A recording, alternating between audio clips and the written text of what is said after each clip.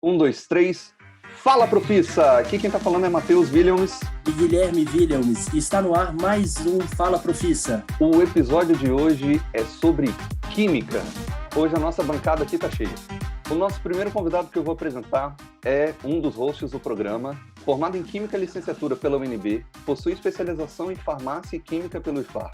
No seu período de graduação, atuou como técnico de laboratório em algumas instituições de ensino. Também atuou na Fábrica Escola de Química para produção de saneantes e com técnicos de pesquisa em laboratórios no Instituto de Química da própria universidade. Atua na área de ensino há mais de 10 anos, tendo experiência no ensino fundamental, médio, EJA e superior.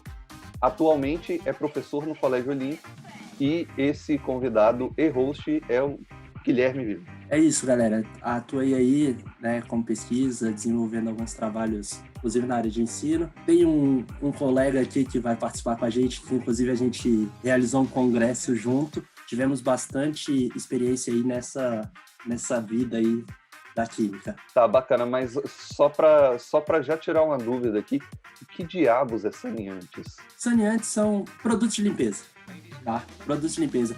Na UNB a gente tem a Fábrica Escola de Química que produz parte dos produtos de limpeza usados na própria universidade. Então, sabonete líquido para os banheiros, detergente para o piso, desinfetante, tá? Então, em todos esses materiais, a própria fábrica já produzia para a universidade. Ah, bacana. Pô, fala simples pro pessoal, cara. É produto de limpeza. Não, beleza. Bom, então vamos lá. Guilherme, apresenta o próximo. Então, temos aqui também um professor de 30 anos, formado em Química e Licenciatura pela Universidade de Brasília. Desde seu egresso em 2014, se dedicou à área de ensino, começando a trabalhar no segundo semestre de curso como monitor em cursos preparatórios para vestibular, tornando-se posteriormente professor. Atua no mercado há mais de 10 anos e tendo experiência em escolas de ensino fundamental e médio de Brasília, sendo que atualmente é um docente do Colégio Olímpico e no curso Escrita Única. É o Bruno Cirilo. Fala pra gente mais aí de você, Bruno. Fala, galera, tudo bem com todos vocês? Pois é isso, eu sou professor já há mais de 10 anos. Confesso que quando entrei na Química eu não tinha certeza do que eu queria e acabei me tornando professor e hoje amo o que eu faço e quero compartilhar um pouco da minha experiência com vocês ao longo desse podcast. E por último, na bancada aqui, mas não menos importante, temos uma outra pessoa também formada em Química, bacharel e licenciatura, também pela UNB, né, Universidade de Brasília. Atuou como professor de cursos pré-vestibular e hoje é professor na unidade da Ceilândia, DF, da Fundação Bradesco. Foi servidor concursado na Agência Nacional de Águas, a ANA, sediada em Brasília também, onde ele foi aprovado por um concurso público e foi o 11º colocado em âmbito nacional. Durante o período da graduação, foi selecionado em primeiro lugar para estagiar no IBAMA. Também teve a oportunidade de estagiar na Educação de Jovens e Adultos, o EJA, em uma escola pública da Secretaria de Educação do DF. E com vocês, Vitor Piauí. Fala, galera, beleza? Então, como o Matheus falou, eu entrei na UNB em 2010, então eu tenho ali 10 anos. E nesse tempo já fiz um pouquinho de cada coisa dessas aí, né? Já entrei na UNB dando aula, trabalhei também em alguns laboratórios com pesquisa, laboratório de orgânica, laboratório de físico-química. Fui selecionado para estagiar no IBAMA, acabei não assumindo lá porque tinha passado nesse concurso da ANA e fui trabalhar lá. E hoje, depois de 6 anos na ANA, agora eu voltei às salas de aula e estou trabalhando, como você falou, na Fundação Bradesco, aqui no DF. Então, sem mais delongas, vamos começar esse papo aí que tem muita coisa para falar hoje. Galera, algumas coisas, né, quando a gente pensa na química, surgem uns estereótipos, né? E aí, várias coisas que deram a ideia da gente fazer esse podcast sobre química foi, por exemplo, a gente escuta às vezes de alunos, né? Quando eu era criança, eu brincava com o jogo alquimia. Já posso ser considerado um cientista? Já pode ser considerado um semi-cientista, né? Um aspirante a cientista. Se você já brinca com alquimia, eu como professor, eu comprei alquimia. Eu vi assim, que massa essa parada aqui, deve ser legal. Sabe o que eu posso levar para os alunos, né? Então, se você já começa a brincar com ciência quando você é criança, então quando você já é adolescente, você já é um semi-cientista. Ser cientista não precisa ter a graduação. Você tem que gostar, você tem que observar fenômenos. Eu acho que Isso é o mais curioso na ciência, você se interessar pelos fatos da natureza e buscar soluções e respostas. É isso mesmo, como eu gosto de falar, né? A ciência é uma forma de enxergar o mundo, né? Uma forma de explicar aquilo que a gente observa. Então, você já começou a despertar esse interesse, é um bom caminho aí, é um aspirante, né? A cientista. E eu acho, né? Eu acho que vocês concordam comigo, talvez, nessa questão de, tipo, o que é o cientista, né? Cientista talvez seja aquela pessoa que não cresceu, vamos dizer assim, naquela questão de, tipo, parar de perguntar, né? É muito comum a gente ver as crianças sendo tolhidas, seus questionamentos e suas, né? Eles vão descobrindo o mundo, né? Como vocês falaram, os fenômenos, observando as coisas. É aquele esquema, né? A criança, ela fala, por que o céu é azul? Por que a terra é assim? Por que isso é aquilo? Por que isso é desse jeito? E nunca cansa, né? Parece que a pilha não acaba. O cientista base, né? Esse pensamento científico vai muito de não acabar com os questionamentos, de ter essa mentalidade da criança para a vida toda, né? De questionar e querer saber o porquê das coisas, né? Acho que chegamos num consenso. O cientista é um curioso.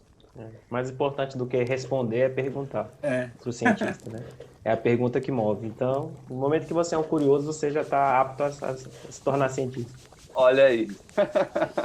Inclusive, né, nesse ponto, a gente pode puxar aquela outra, né? Não tem pergunta boba, né? Bobo é quem não pergunta. Na verdade, e você só vai saber se a sua pergunta é boa, como? Perguntando, né? Sai soltando pergunta aí, que uma hora você vai achar a pergunta certa. E o que faz quando acha a resposta? Faz outra pergunta, né? Até porque aquela resposta que você achou não necessariamente é a certa, né? Então, ela pode ser, a resposta certa pode sempre estar mudando. Então, nunca se acabam as perguntas. Não, bacana. E aí, bom, aí começam a surgir uma série de dúvidas, né? Tipo assim, mas por que eu escolho química? Mas por que a química e não outra ciência, né? Assim, o que faz despertar mais para esse lado do que para outro? Bom, no meu caso especificamente, cara, e aí é uma coisa que me fez muito querer me tornar professor, foi mais ou menos isso, né? É a inspiração de um professor que nessa idade que a gente está ali escolhendo a carreira acaba influenciando muito, né? Então, durante o ensino fundamental, eu gostava muito de matemática, eu era fissurado em matemática e eu tinha certeza na vida que eu ia ser professor de matemática. E aí, quando chegou no ensino médio, eu conheci a química, né, por determinados professores, que me inspiraram dentre, né, a matemática um pouco mais aplicada, e aí me fez escolher química. Foi essa junção de aplicar muito a matemática mais aplicada, no meu caso específico. Bacana, mas assim, uma dúvida é, tipo, se ser bom em química durante o período do ensino médio é necessário para se tornar um químico? Não. Categórico, não. Não, porque eu sou o maior exemplo disso. E eu conto essa história muito em sala de aula para os alunos, né, que na época do meu ensino médio, eu costumava dizer que a porta da sala de aula era melhor em química do que eu. Assistiu mais aula que tu em química ou não? Assistiu mais aula do que eu. Tava muito disperso em aula, a porta estava mais atenta. Então, eu fui buscar a minha inspiração quando eu terminei meu ensino médio. A minha maior dificuldade era química. Eu não sabia nada de química, isso é verdade. E eu fui para o cursinho e um orientador lá de estudo me jogou na minha cara, assim, ou você aprende química para passar no vestibular, ou você não vai passar. Eu queria veterinária. Aí eu me dediquei, aí foi o que o Vitor falou, eu passei a me dedicar àquilo. A ciência da química, e de repente eu pegava os simulados do cursinho e gabaritava, simplesmente. Errava um item. Aí eu falei assim, cara, é isso aqui. Eu tenho que fazer esse negócio aqui, porque eu tô acertando tudo. E aí eu fui fazer. Então, você não precisa saber química no ensino médio para fazer química. Você tem que passar a gostar. É uma dedicação. Eu concordo aí com o Bruno nesse sentido aí. Eu também, na época de que estava estudando ali, tinha muito forte matemática, física e química. E química foi o que eu mais comecei a gostar também, né? Foi mais por isso também que eu segui. E eu também acho que, assim, ser bom em alguma coisa, não necessariamente você nasce sendo bom, né? Você se torna bom. Então, mais do que ser bom, você tem que estar disposto a querer ser bom. Então, você tem que, enfim, sentar e estudar e se dedicar e você vai se tornar bom. Mas só um complemento ao que o Matheus falou, mas com certeza, gostar, por exemplo, eu não gostava do ensino médio, mas se eu gostasse, é um caminho. você ter um gosto facilita. Se você já tiver um gosto pela física, pela química, você tem muitas áreas que você pode começar a pensar, não, eu gosto muito de química, tá, então, mas posso fazer engenharia química, posso fazer química, posso... Até medicina, envolve muita química, então são várias possibilidades. Gostar é um primeiro passo. No meu caso, eu também tinha essa, assim, eu já tinha certo que eu queria alguma coisa na área de exatas, porque eu gostava muito da área de matemática e lá no ensino médio começou também uns estudos de estatística e eu achei muito legal aquilo, inclusive cogitei fazer estatística no vestibular. Só que aí, em determinado momento, eu perguntei para a professora de química, como é que é o curso de química? Aí ela, faz que você vai gostar. Eu falei, quem mais pode saber sobre mim do que o meu professor, né? Então eu vou marcar química no vestibular e vamos nessa, né? E é exatamente isso, tipo assim, ter afinidade facilita, mas não é um pré-requisito, né? Não tem que ser bom naquilo. Você se torna, né? Com dedicação e tal. Inclusive, eu acho que talvez os meus colegas concordem aí que quando você entra na química é um baque, né? Já tá desmotivando a galera. Não. É porque a gente escuta assim, ó. Adoro química orgânica. Acho que vou fazer química no vestibular. Porque vem aqueles bastõezinhos, tal, identificar a função. Que bonitinho. É divertido. É divertido. Fazer desenho, né? Fazer desenho. E aí, tipo, chegar lá e vai, né? Ter que estudar bem mais a fundo, né, a química, e os bastõezinhos parece que te ficaram lá atrás. Acho que esse é um dos principais motivos da desistência que a gente tem em química, né? Assim, pelo que eu observei das pessoas com quem eu estudei que acabaram ficando pelo caminho ali, que desistiram, é muito essa ilusão de que, como a gente vê química orgânica ali no terceiro ano, normalmente, e é basicamente contar carbono, completar hidrogênio, desenhar molécula, e aí você vai muito com essa ilusão para o curso de química achando que vai ser aquilo ali. E quando você chega no curso e você se depara com muita matemática, muita física, é um erro que as pessoas cometem muito quando elas vão escolher o curso. Elas não têm uma simples ação de entrar no site da universidade que você quer e baixar o currículo do curso. Né? Muita gente nem conhece que existe isso, né? Então, eu fiz isso. Eu fui lá e vi que tinha muita matemática, muita física. E as pessoas vão para o curso achando que vai ser simplesmente contar carbono. E quando se depara com matemática, física, acaba desistindo, acaba cambaleando. É porque tem um monte de outra coisa relacionada, né? Como alguns já podem ter percebido, mas o meu sobrenome e o do Guilherme é o mesmo, então meio que em teoria a gente é irmão. Pelo menos na mesma família é. E aí, tipo, cara, eu lembro de às vezes ele chegar e falar assim, caraca, velho, eu tô vendo umas paradas que não faz sentido. Aí eu, mas como assim não faz sentido? Ele, eu achei que eu ia ver química. A única coisa que eu não vi em 3 semestres foi química. Tipo assim, eu só vejo número, matemática, conta, física, biologia, tô vendo uma porrada de coisa que eu achava que não tinha nada a ver. Só que aí, num dado momento, ele chegou à conclusão, tipo, concluiu, né? Falou comigo assim, ele, agora eu entendo porque que eu tenho que saber tudo aquilo, porque tem umas outras coisas dentro da química que só fazem sentido quando relacionadas com uma série de outros assuntos. Assim. Sim, as coisas se complementam lá no curso, né? E uma das coisas que eu tenho mais lembrança assim, do curso de Química, nesse sentido que a gente está discutindo agora, é o tanto que o ensino médio, aquele que eu fui fraco, era pré-requisito para eu ter um bom início. Então, eles partem do pressuposto que você já sabe química, contar carbono, fazer nomenclatura, saber química inorgânica. E, assim, não necessariamente é verdade. A gente sabe tanto que muitas vezes os alunos chegam despreparados, né, na universidade, ou por uma base fraca, enfim, são N fatores. Então, eu tive que correr atrás mesmo. Então, isso é algo que é importante que os estudantes saibam, que quando você entra numa universidade, principalmente pública, você vai ter que correr muito atrás das coisas, porque as coisas não são colocadas de bandeja, né? Tem que ir atrás mesmo. Exatamente. Eu acho que isso aqui é uma mensagem que a gente pode trazer, principalmente para essa galera que está se interessando em fazer química, né? Se você tem essa vontade de fazer química, uma dica eu acho que todo mundo aqui pode dar é se dedique bastante na base, né? Chegue com a base bem consolidada ali, que essas histórias, né? é justamente das nossas vivências. Às vezes a gente deixou passar uma coisa, e aí quando chegou lá se deparou com um âmbito bem diferente. E provavelmente isso deve ser em todas as áreas, né?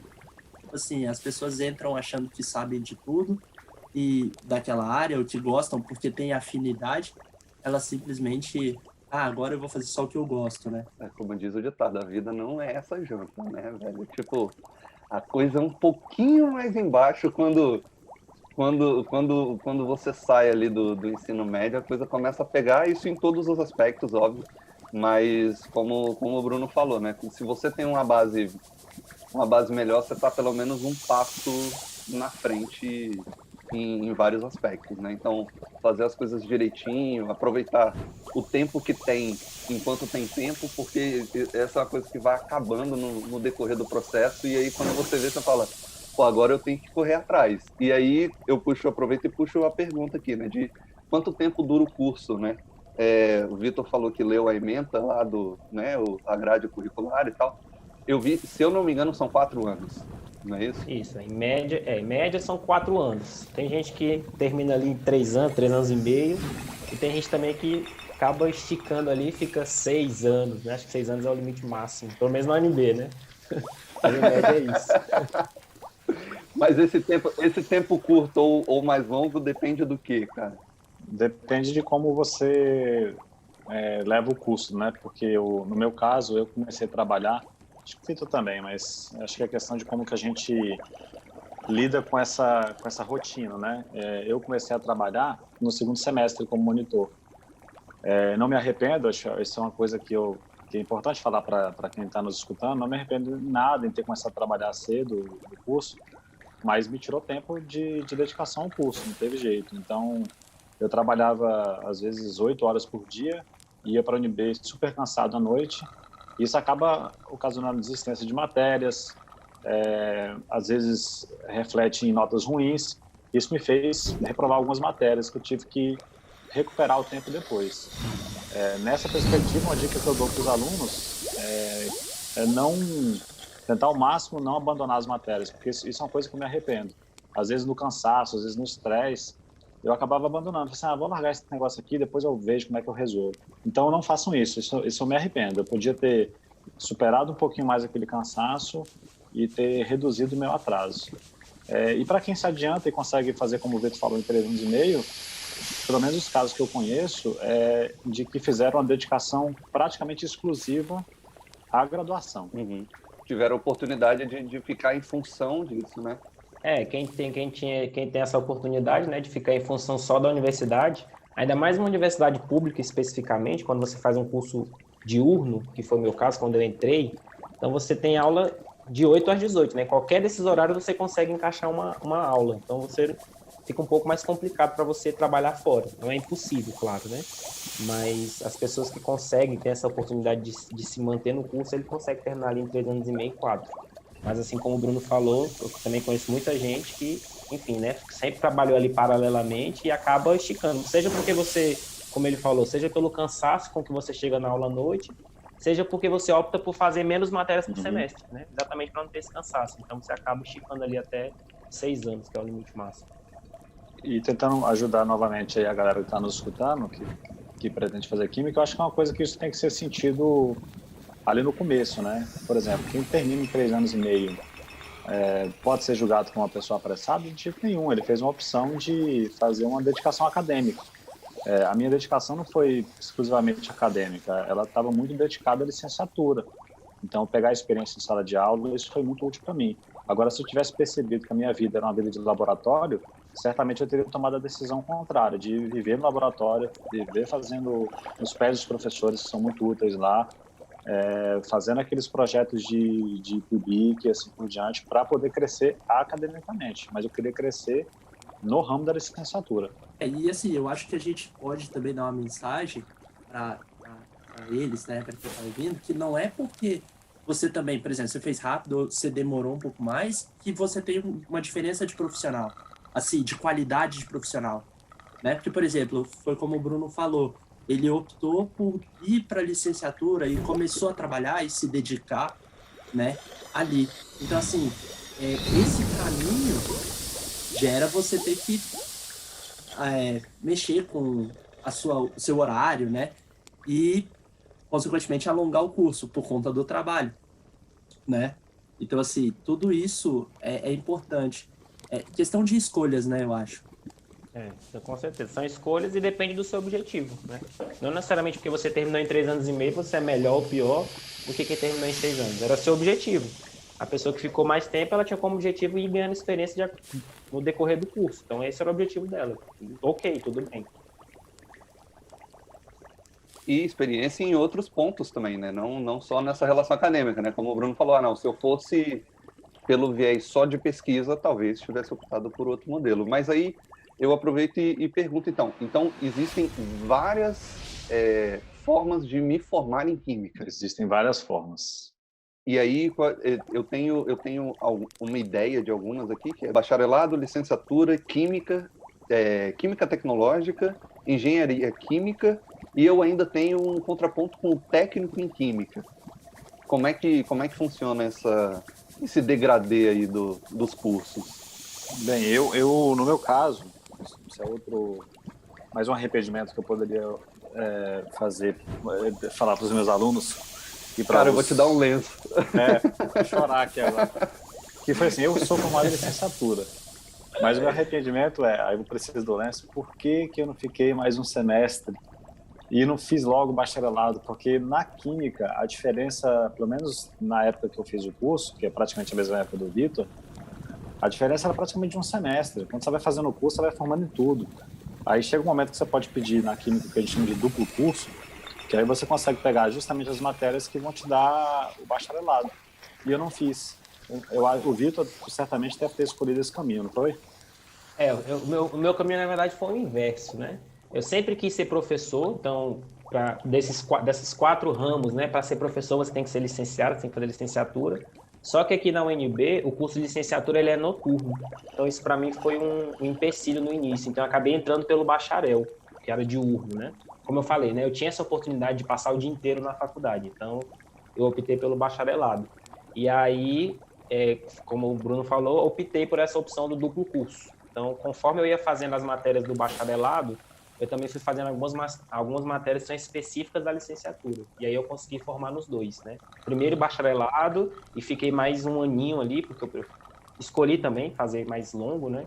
Fiquei mais um aninho e aí formei na licenciatura, complementando as matérias. E na licenciatura são as disciplinas da área de educação, que envolve psicologia, filosofia e até a própria pedagogia, né? Isso. São algumas matérias que são exclusivas do bacharelado, que você faz, e aí, se você quer ser licenciado, então você não faz algumas matérias que o bacharel faz, né? Que são algumas matérias mais voltadas para o laboratório. E aí, se você quer ser licenciado, você faz algumas matérias a mais da área de licenciatura, tanto licenciatura como pedagogia, didática, psicologia da educação, e algumas matérias específicas de licenciatura em Química. Então, análise de livros didáticos no ensino de Química, análise de experimentos no ensino de Química, então tem essas matérias complementares. Que é aprender a dar aula, né? Que é aprender a dar aula? Isso, aula de Química, né? Você aprende a dar aula e aprende a dar aula de química. Isso. Eu botaria umas aspas nesse aprender a dar aula, porque aí eu acho que eu puxaria muito o que o Bruno falou, né? A opção dele foi entrar para monitoria, entrar para dar aula ali desde o começo, e eu acho que é isso que torna, né, um grande profissional, por exemplo, né? Eu acho que todo mundo aqui que dá aula hoje tem uma aula de qualidade, vamos dizer assim, justamente por conta desse caminho traçado, né? Essa dedicação de profissionalismo, né? De experiência, na verdade, na sala de aula. A vivência conta muito. Quando a gente fala em aprender, quando a gente fala aprender da aula é teórico, né? Na teoria. E a Química Tecnológica e Engenharia Química? Vocês sabem como é que funciona, mais ou menos? O que é diferente dos cursos que vocês fizeram? Você faz a opção quando você vai fazer a prova, né? Quando você vai fazer o vestibular, você tem que escolher um desses 4. Esses 2 outros cursos, Química Tecnológica e Engenharia Química, eles são mais recentes. Então, quando eu entrei na UNB no segundo semestre de 2010, era o segundo semestre do curso de Química Tecnológica, por exemplo. E só depois, lá em 2012, foi que veio ter o curso de Engenharia Química na UNB, né? A gente está falando de Brasília. Existem outros estados que são bem mais fortes, por exemplo, engenharia química. Então, Minas já tinha engenharia química. Até porque tem um vínculo com a necessidade da própria produção do próprio estado, né? Então, se a região tem relação industrial, a tendência é que tenha alguma coisa voltada para a área de química e indústria, né? Que eu acredito que seja alguma dessas duas, né? Ou a engenharia química ou a tecnológica. Isso, Então, assim, alguns estados têm muito mais tradição nessas duas outras do que Brasília, por exemplo. Mas o químico tecnológico, ele, diferentemente do químico bacharel, ele trabalha mais voltado para a indústria. Então, o químico bacharel, ele pesquisa dentro de um laboratório. Enquanto que o químico tecnológico ele vai levar essa escala pequena do laboratório para uma escala industrial. E o engenheiro químico é aquele que é responsável por desenhar aquela escala industrial que o tecnológico trouxe, né? Então ele vai fazer um equipamento de indústria, uma planta de indústria, né? Então, é basicamente essa diferença, falando macroscopicamente, né? Entendi. Não, eu beleza. acho que, em cima disso que o Vitor falou, o que a galera que está nos escutando tem que observar, por exemplo, esse podcast está sendo gravado aqui de Brasília, e a realidade de Brasília para químico tecnológico é uma realidade complicada, porque aqui em Brasília não tem muitas indústrias. Eu me lembro aqui vagamente de duas, que ficam até um pouquinho distantes daqui.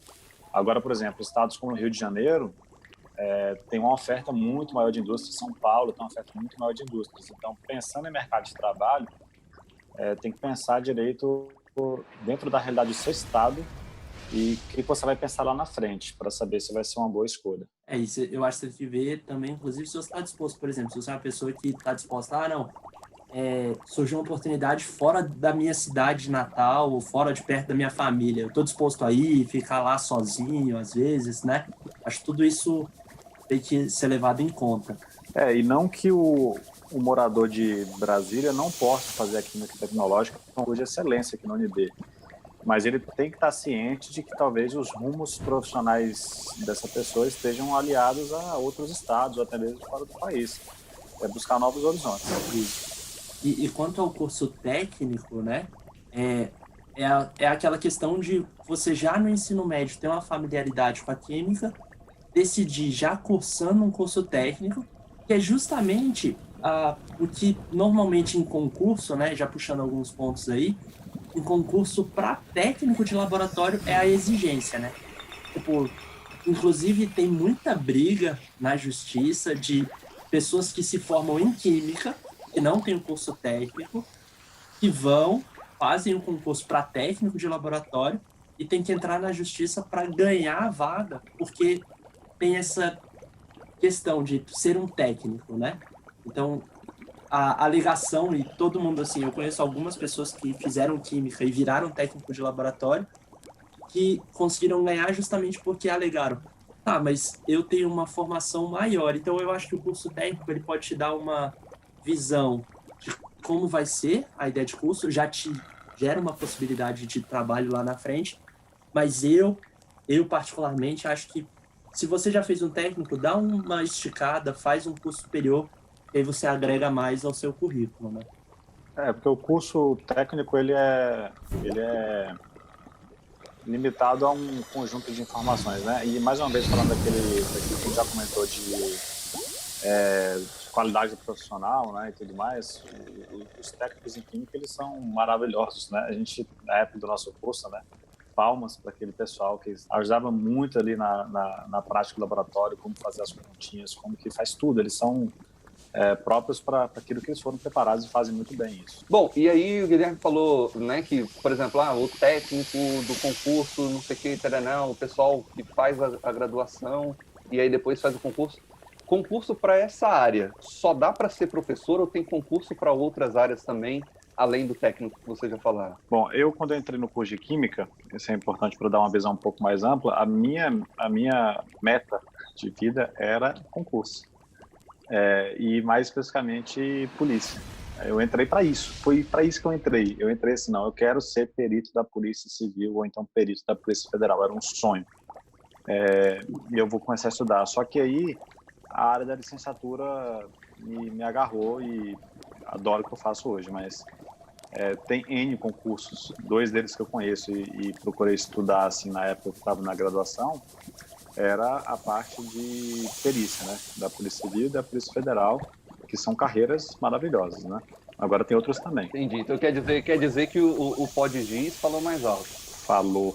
Hoje eu só largo. Ali é uma droga, né? Vicia, né, velho? Depois que cheira um pozinho de giz, filho, não sai mais não. Todo mundo que fala pra mim que vai tentar entrar em sala de aula, eu falo, ó, cuidado. Vai entrar em sala de aula é viciante. Depois você não vai querer sair mais não. Eu só faço o concurso agora se, sei lá, eu ficar sem meu emprego, ou então se alguém falar assim, ó, tá aqui, ó, pode vir ser o perito aqui, não precisa de fazer concurso não. Afinal, beleza, tranquilo.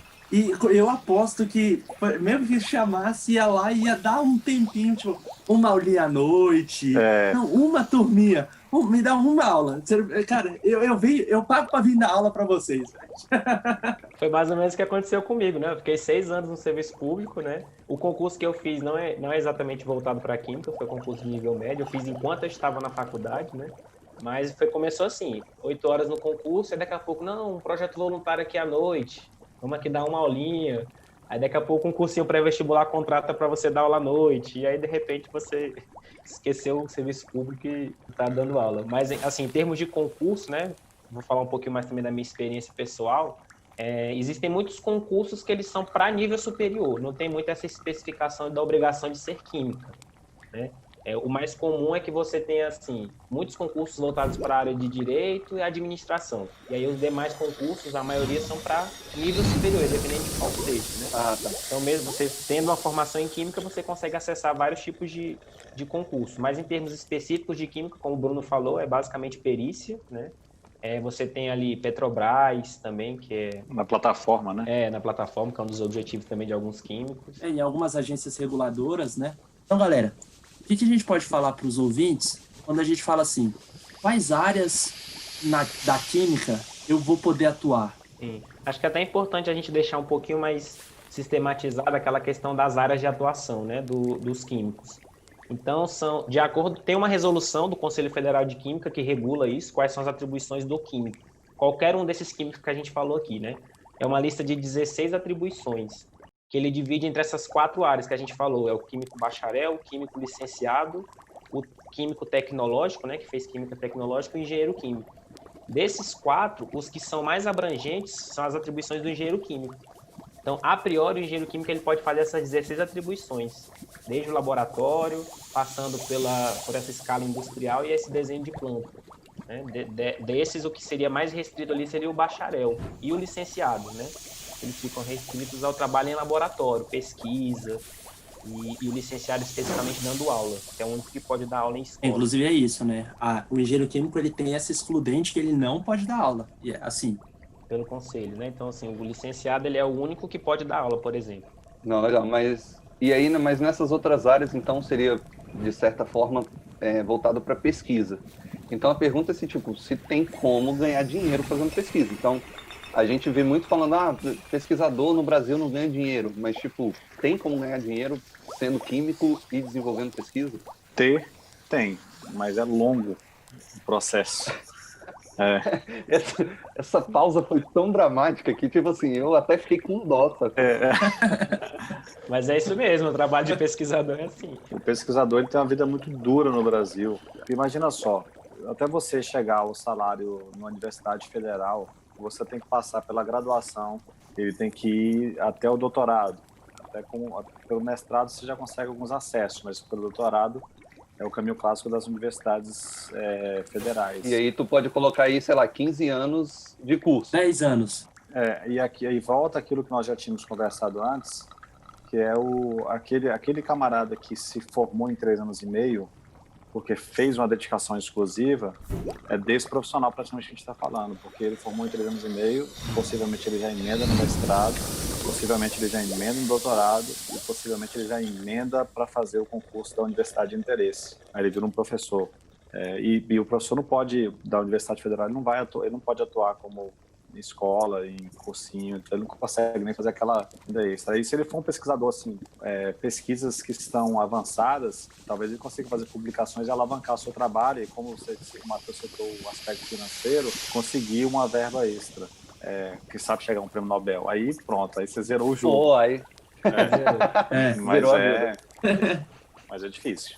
Tem alguns pesquisadores, né, que acabam tentando relacionar com a indústria, então fazer pesquisas, então a gente vê hoje uma crescente, por exemplo, de cervejas artesanais. Então você vai ter uma galera tentando ir ali para montar sua cervejaria, por exemplo, ou busca uma indústria de fertilizante. Então, assim, quando a gente pensa como pesquisador, ele tem muito a curiosidade de continuar descobrindo coisas e desenvolvendo novas tecnologias, novas metodologias. Não necessariamente assim, como o Bruno falou, se você for pensar só financeiramente, é um caminho longo. Tem outras formas de ganhar mais dinheiro do que sendo pesquisador. E assim, tem que ter uma afinidade, de certa forma. Isso a gente está falando de Brasil, né? Eu tenho vários amigos que foram para o caminho da pesquisa. Perceba o seguinte, eles gostam muito do que fazem, mas infelizmente aqui a gente depende muito da vontade do governo federal. Fica sempre nesse clima de muita instabilidade. Quando, na verdade, independente de governo, a gente deveria ter uma linha sólida de investimento na ciência, que aqui no Brasil definitivamente não há. E os países que produzem reagentes têm capacidade de testar todo mundo e saber como é que está a situação. E o Brasil não é um desses países, né? Então, tipo, tem ou não tem vírus porque, e tudo mais. Em Isso alguns tudo vem da laboratórios, ciência, né? Então, por exemplo, eu li alguma coisa a respeito de que são reagentes que são utilizados para fazer os testes. Assim, dentro do laboratório, inclusive laboratório de química, a galera tá desenvolvendo tecnologias, inclusive tem alguns laboratórios produzindo álcool gel, né? Então, assim, a química, o pesquisador, ele tá ali, né? E só mais um exemplo do que significa isso, eu tenho um colega que mudou para o Sul para fazer pesquisa. Ele formou na UNB e está lá fazendo pesquisa e simplesmente no meio antes até da pandemia, a gente está falando nesse podcast aqui no meio da pandemia do coronavírus, antes até da pandemia do coronavírus, ele tinha cortado a verba, ele me mandou mensagem dizendo que teve que apelar para dirigir carro de aplicativo para poder tirar um dinheiro e dar continuidade à sua pesquisa. É esse tipo de dificuldade que, infelizmente, o pesquisador brasileiro vive. O pesquisador no Brasil ele fica muito refém da bolsa, né? A bolsa que vem da instituição de pesquisa. Então, por exemplo, um cara que está fazendo um doutorado, ele não pode ter uma outra profissão, digamos assim. Então, a fonte de renda dele é a bolsa, e ele fica muito refém daquilo ali. Como o Bruno deu exemplo do amigo dele do Sul, tem amigo meu do Rio.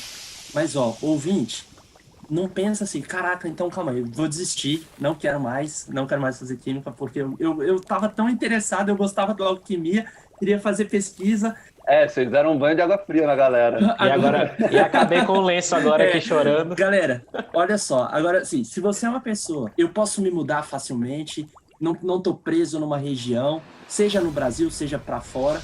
Essa galera que chega nesse ramo de doutorado e, tipo, que quer ser pesquisador, pode ter certeza, outros países acabam recrutando você. Então, tipo assim, se você, inclusive, tem esse sonho de ir para fora, é caso de alguns pesquisadores, porque outros países, eles vão recrutar essa massa. É aquela, quem é bom tem lugar no mercado. Né? Exato. E uma coisa que eu vi essa última semana, de um pesquisador que está fazendo um pós-doc na Inglaterra, ele disse que a formação no Brasil não deixa nada você atrás de uma formação fora. Você compete de igual com qualquer pessoa fora do Brasil.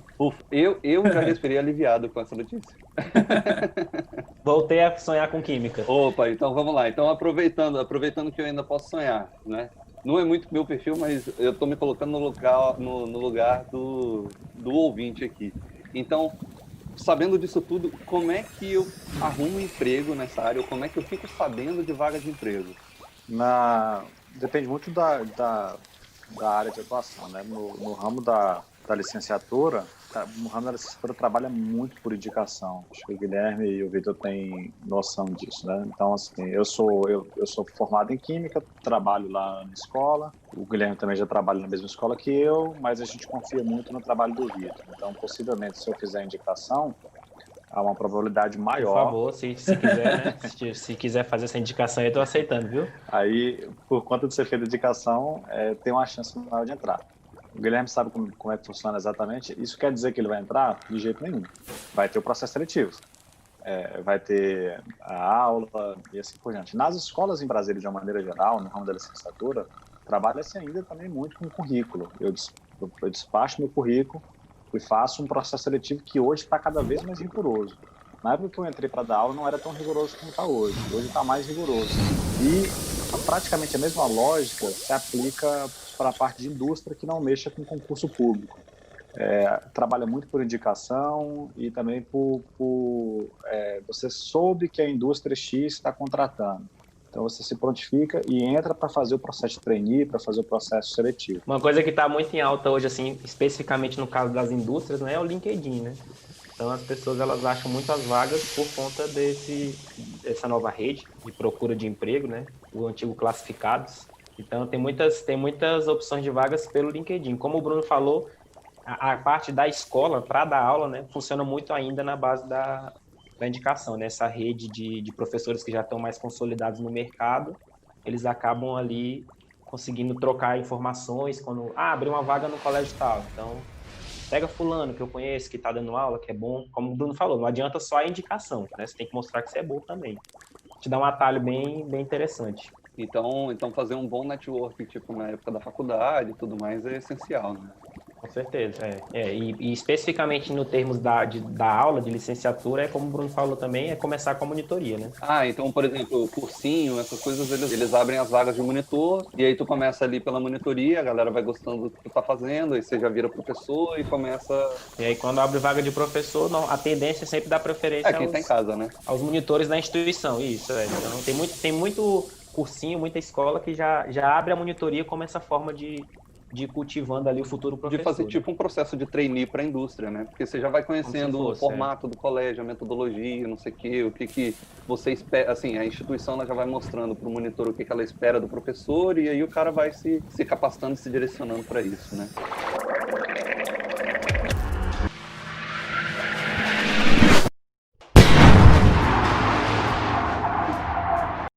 Pergunta. Oxane de Brasília. Como um químico atua na produção de fármacos? Basicamente, dentro do laboratório. Eu tenho... A minha cunhada, por exemplo, ela é formada, na verdade, já é mestre em farmácia e está no doutorado. Então, o trabalho de produção do fármaco ele é muito para o farmacêutico, com a ajuda do químico. Então, você faz uma pesquisa para fazer, por exemplo, um medicamento para combater uma determinada doença. O químico ele vai se responsabilizar mais ou menos pela rota sintética, mas o trabalho grosso mesmo que vai fazer é o farmacêutico. Pergunta, mais uma aqui da Roxane de Brasília. Acho química muito difícil. O que fazer para ir melhor no vestibular? Acho que é mais ou menos o que a gente vinha falando aqui, né, no decorrer do podcast. Você tem que se dedicar. Então, se você tem dificuldade, você tem que dar uma atenção maior para essa disciplina, fazer mais exercícios, tirar mais dúvidas com o professor. É importante você ter noção do que você tem dúvida, que a gente fala de diagnóstico, né? Você tem que saber onde você está e onde você quer chegar. Então, você tem que se dedicar mais para essa matéria. Pergunta. Gabriel de Brasília. Rola o desejo de largar tudo e ser o Walter Branco? Rola, mas o caminho do crime não é um caminho viável, não compensa. Você vai acabar sendo preso, é melhor você ir para o caminho da pesquisa, da licenciatura. Mas de vez em quando dá vontade de ir para o caminho mais fácil mesmo assim. Pergunta. Ivan de Brasília, como faço uma bomba caseira segura? Cara, é simples. Para massa, 250 ml de água, 100 gramas de manteiga, 150 gramas de farinha de trigo, 5 gramas de sal, 15 gramas de açúcar, 4 ovos inteiros. Para o creme interno, 60 gramas de amido, 240 gramas de açúcar, 500 ml de leite, creme de leite, 500 ml, 200 gramas ou 12 gemas, vai bastante gema, tá? 100 gramas de manteiga, 2 favas de baunilha. E para o recheio de chocolate, leite condensado, creme de leite, gemas, essência de baunilha e chocolate meio amargo picado. Com isso, você vai fazer uma bomba deliciosa. E essa aí, com certeza, é daquela que explode na boca, né? Aí, tá vendo? 4 anos de curso e eu aprendi a fazer uma bomba segura em 30 segundos. Explode na boca, derretendo sabor. Você sabe que lá no Piauí, bomba não é doce, né? Bomba é um salgado. Bomba é um salgado de mortadela. Muito bom, inclusive. E super seguro. Então passa a receita Talvez também. não seja seguro para as veias do coração, né? Eu tenho que pesquisar. Não me preparei para responder a bomba de mortadela. Vou ficar devendo. Fica pro próximo podcast aí. Beleza. Pergunta, Roxane de Brasília. Em quais áreas no governo posso atuar com diploma de químico?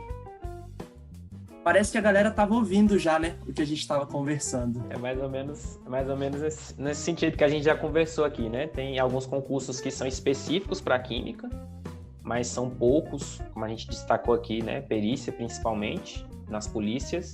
E existe uma outra gama muito grande de concursos que são para qualquer área de formação, especificamente dentro do governo, né? Mesmo dentro de agências reguladoras, então, por exemplo, eu trabalhei 6 anos na ANA com nível médio, mas os especialistas que trabalhavam lá para nível superior, o concurso não era específico para química. Então lá tinha gente de química, engenharia ambiental, engenharia florestal. Pergunta, Vanine de Brasília.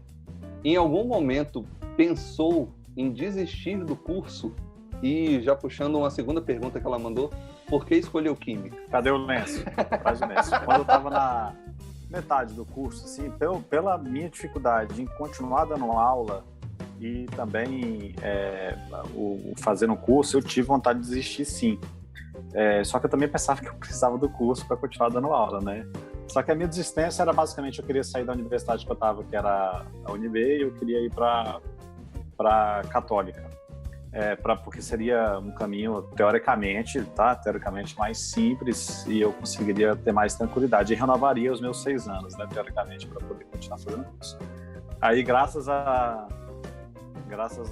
minha namorada na época, hoje minha esposa, que ela me ajudou a não desistir e continuar, e aí eu consegui fechar o meu curso e mais uma recomendação aos alunos: não desistam, vai até o final.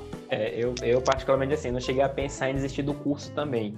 O que aconteceu ali já mais ou menos no meio do curso, né? Tem muito esse preconceito, ainda hoje tem no Brasil, né? O preconceito contra o professor. O professor é aquele que não ganha bem, aquele que trabalha muito, que só sofre. Lá no Piauí o pessoal brinca que é o sofressor. Mas, então assim, em algum momento do curso eu acabei, como eu já estava no bacharelado, que eu entrei pelo bacharelado, então eu acabei pensando em não fazer a licenciatura, pensando em desistir da sala de aula. Mas aí não teve jeito. Chegou um momento que O Podgiz. eu falei, não vou, o Podgiz falou mais alto, e aí eu continuei, e aí até por isso também eu comecei a fazer as matérias da licenciatura um pouco tarde. Tem gente que já entra no bacharel fazendo as 2 paralelos, né? Eu acabei deixando para fazer mais pro final do curso, por isso que eu tive que estender mais algum tempinho ali para poder formar. E para não deixar a pergunta passar, que por que escolheu química, a gente chegou a debater anteriormente, mas no meu caso foi acertava as questões de química na época do pré-vestibular e por gosto mesmo na disciplina em relação ao que eu estava estudando na época. No meu caso, tipo, passa pela cabeça, né, quando você começa a ver, tipo, caramba, é diferente do que eu estava estudando no ensino médio. Mas, por exemplo, é a questão de você se dedicar, né? E aí, às vezes, você tá lá no final e você fala, cara, eu tô gostando disso aqui, isso aqui é pra mim. Então, assim, às vezes dá aquele desânimo, né? Mas não é essa vontade, tipo assim, vou jogar tudo pro alto e vou começar outra coisa do zero.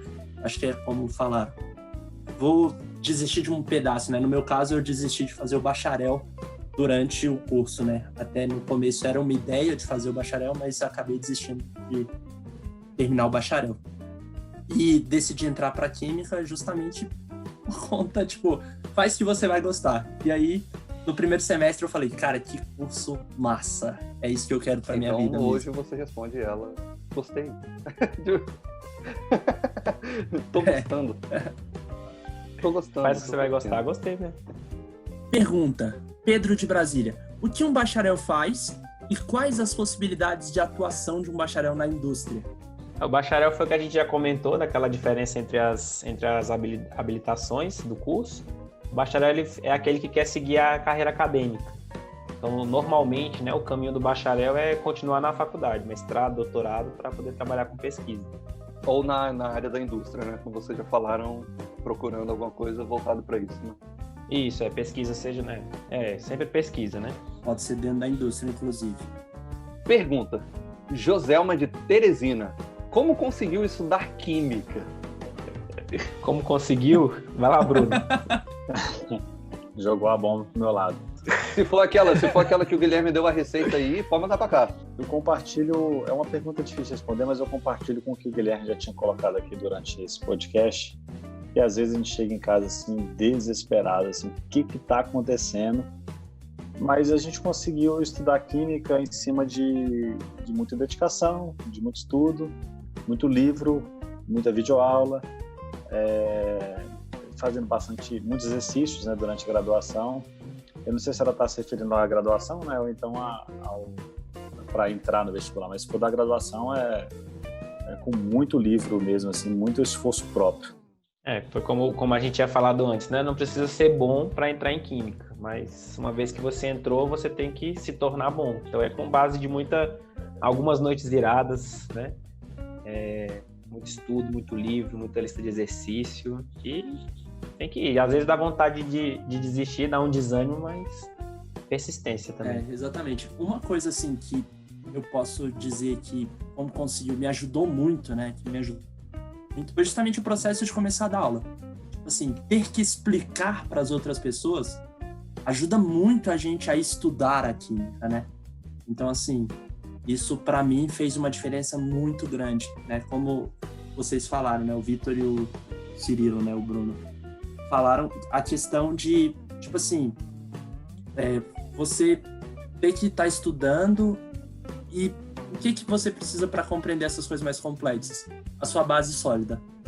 Então, essa base sólida está lá no ensino médio. Então, a partir do momento que você começa a pegar esses conceitos e ter que explicar para as outras pessoas, inclusive isso eu acho que é uma dica que a gente pode dar para quem está agora prestando o vestibular, tenta explicar as coisas que você está aprendendo, porque isso vai ajudar muito você a fixar esses conteúdos.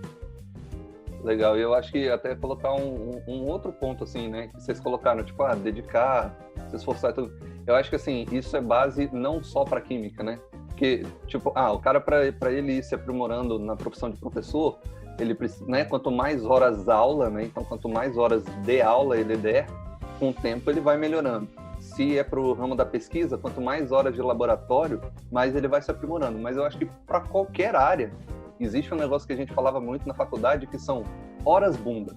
Senta a bunda e estuda. Se você fizer isso, cara, você consegue estudar qualquer coisa. Depois de 10 mil horas de dedicação, você já se torna um bom profissional naquilo que você faz, qualquer área, né? 10 mil horas de dedicação é muito tempo. Pergunta, Matheus de Recife. Sim, sou eu mesmo. Vocês já deram aula para ensino fundamental? Como falar de conceitos tão complexos para um público tipo muito mais jovem, assim? Guilherme, você já tem doutorado em dar aula para o ensino fundamental. Eu acho que a aula para o fundamental, ela é muito interessante e justamente faz a gente se reinventar bastante. Principalmente porque eles não têm o vício ainda. Eles estão ainda muito naquela fase que eu falei lá no início, do questionador, do querer entender. Então, isso torna uma aula diferente, né? E, como a gente falou, né? Para entrar no vestibular, acaba que no ensino médio, às vezes não dá tempo de você ir lá e discutir um assunto mais a fundo. Você acaba passando batido em algumas coisas, né? Justamente por conta do tempo, né? Da dinâmica do vestibular. Então, dar um conteúdo desse tipo previamente é extremamente interessante por isso. Você tem esse tempo de fazer essa discussão, ele tá muito curioso, você consegue mexer com isso, e ele não tá só pensando no vestibular. E a pergunta assim, como falar de conceitos tão complexos? A química não são só conceitos complexos, né? E mesmo os conceitos complexos, tem vários níveis. Então, você começa falando ali do nível mais básico, do nível que a gente chama de macroscópico, que a gente consegue ver, que a gente consegue enxergar. E aí, conforme você vai dando maturidade para essa pessoa, ela vai adentrando ali naqueles níveis até chegar lá no nível microscópico. Então, de acordo com a maturidade, você vai falando de determinados pedaços daquele conceito. Você não precisa apresentar o conceito inteiro, nem muito menos falar da explicação microscópica, né? Então, você vai adaptando ali até que ele vai amadurecendo a sua linguagem científica, a sua linguagem química, até que quando chega no ensino médio, ele consegue aprofundar bem aqueles conceitos mais básicos que a gente dá para ele no fundamental. E é importante isso, né? Super importante. Para finalizar a resposta dos colegas, acho que muita analogia, né? Muita analogia, comparações, experiências que são simples.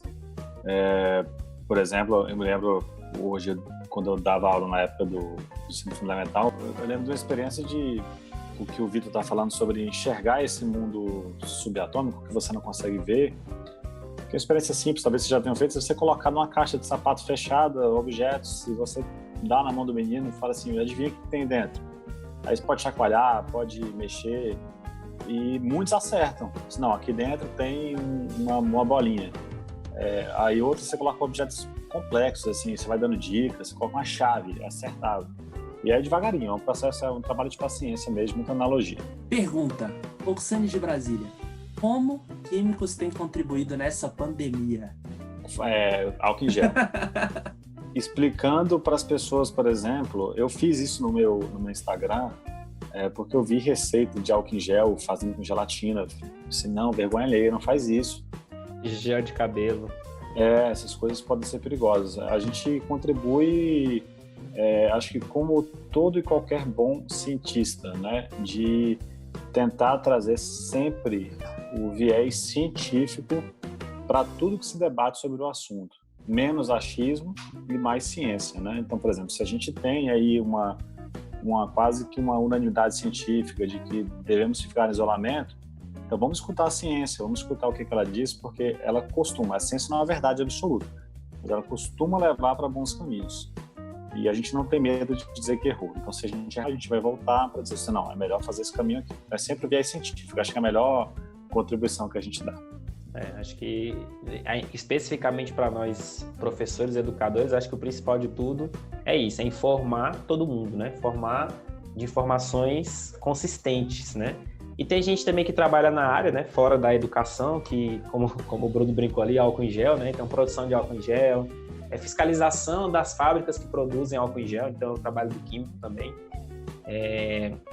Enfim, melhorar os equipamentos de produção individual, né? Então, máscaras, outros tipos, né? E também nas pesquisas, né? Aqueles químicos que estão lá dentro dos laboratórios, acho que o Guilherme também falou um pouco, várias universidades do Brasil, do mundo, estão lá dentro do laboratório testando, pesquisando novas moléculas que podem ser a cura ou a vacina, enfim.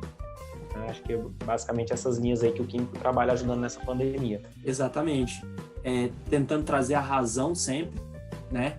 E tirando um pouco da emoção, porque isso é importante. Tipo, não tem tudo que é fácil, vamos pensar assim, né? Normalmente não é uma solução. Eu digo assim, uma medida muito rápida agora não necessariamente é uma solução para o futuro.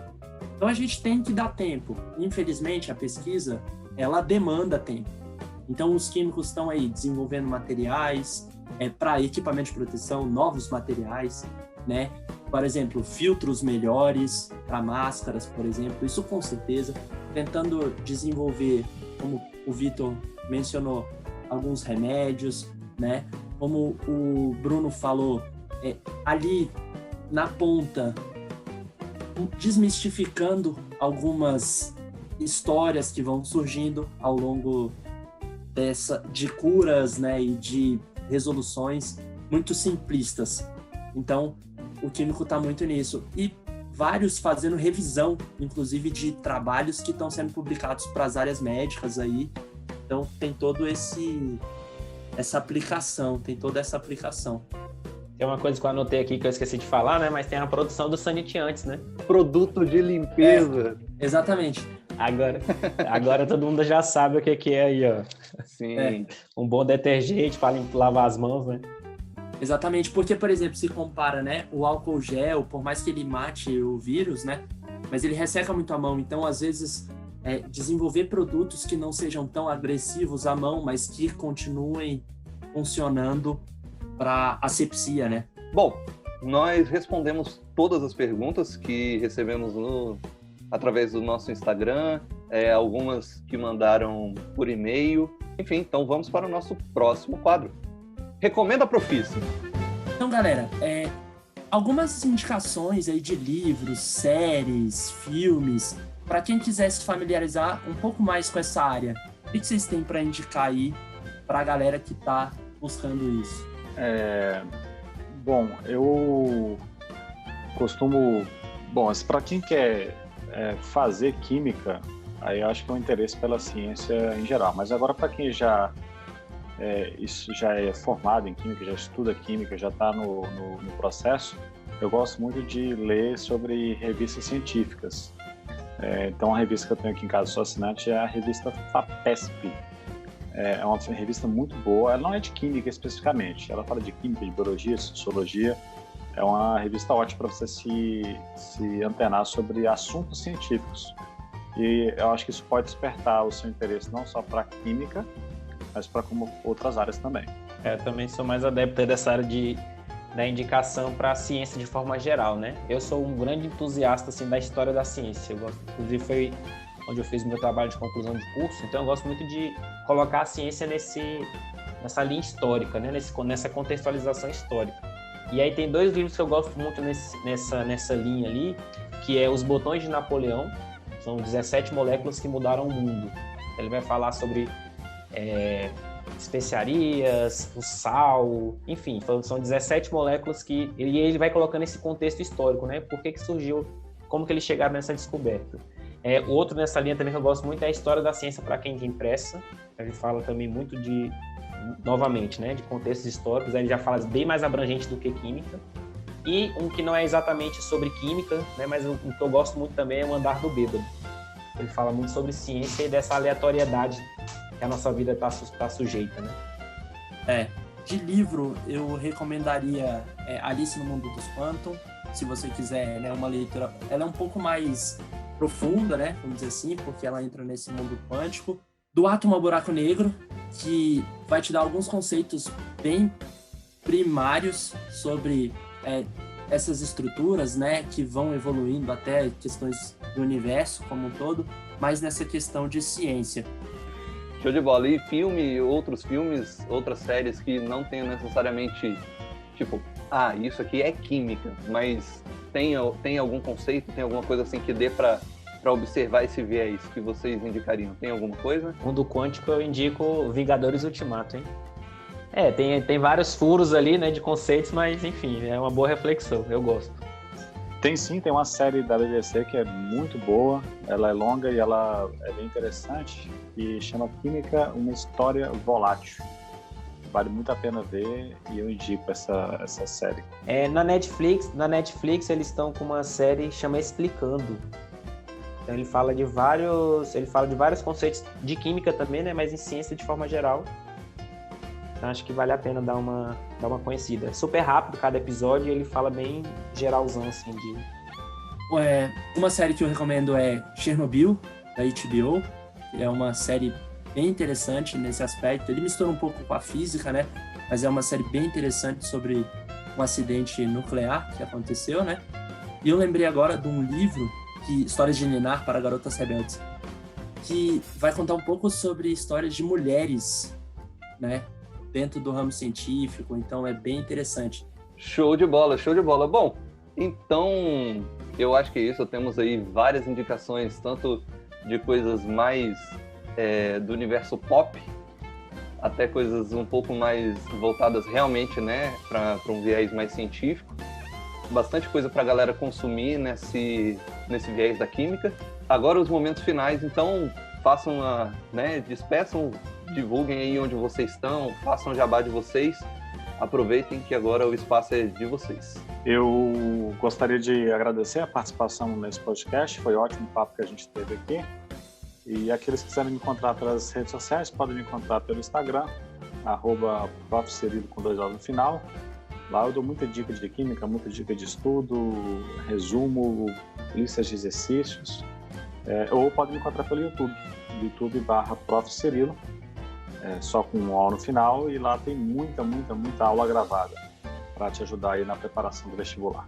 Então, primeiramente, gostaria de agradecer a oportunidade de participar dessa conversa aqui. Espero que tenhamos conseguido esclarecer as dúvidas das pessoas que pensam em fazer química e mesmo daquelas pessoas que nem pensaram, que talvez comecem a pensar a partir de agora. Quem quiser me encontrar, pode me encontrar no meu Instagram, @química com Vitor_Piauí, ou no meu canal do YouTube, Além da Química. Lá eu dou várias dicas de conteúdos de vestibular, conteúdos de prova, conteúdos que mais caem em determinadas provas, conteúdos de química especificamente. Então, quem quiser ir lá conhecer. Quem quiser me encontrar no Instagram é @WILHELM de Maria SG. Tô no LinkedIn também, como Guilherme Williams, né? É esse sobrenome. E, galera, qualquer dúvida aí pode mandar, curiosidades, ideias para as próximas pautas aí de trabalho. E encontrem a gente nas redes sociais, né? Facebook, Instagram, Twitter, tudo @FalaProfissa. Também você pode ouvir esse podcast no YouTube ou no agregador de conteúdo de podcasts que você preferir. E por hoje é só, galera. Valeu, galera. Ficamos por aqui. Tchau, gente. Um abraço a todos e até a próxima. Falou, galera. Valeuzão aí. Até mais. Forte abraço para vocês. Até a próxima. Tchau.